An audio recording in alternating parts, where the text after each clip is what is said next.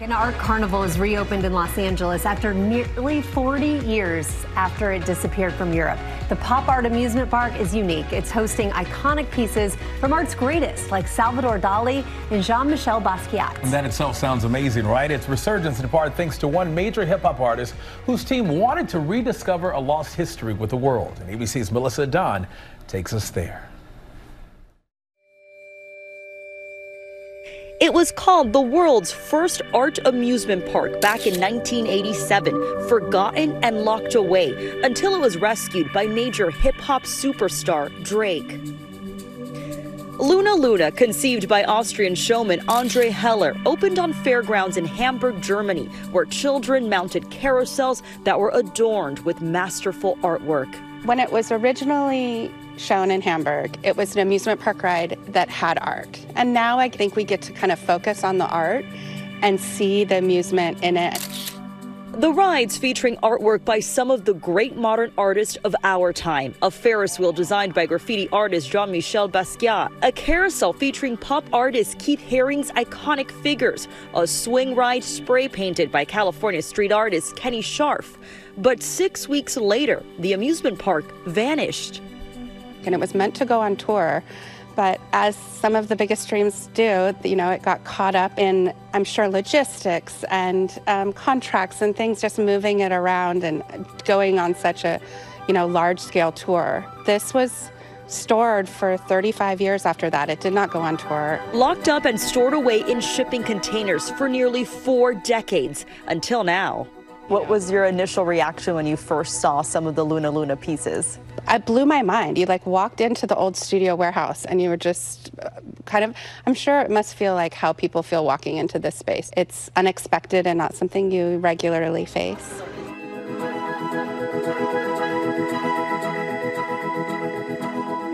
This Los Angeles studio is now Luna Luna's new fairgrounds. Even the rides are back, but only for guests to admire, not ride.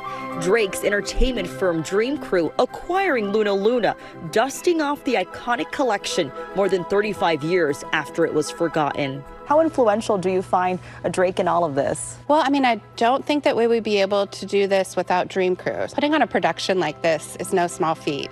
And I think that Drake, and along with all the other partners, are involved in the arts and culture, of which this stands in the center of that. So a huge influence in the sense of let's accomplish something amazing. Autumn Beck is the collection manager for Luna Luna Forgotten Fantasy, helping revitalize these priceless works of art. They are priceless because there's not another one that exists. These are absolutely unique, one-of-a-kind pieces with often, the hand of an artist that's no longer here. Restorers work to put the pieces literally back together using forensic clues and archival images, breathing life back to these modern masterpieces.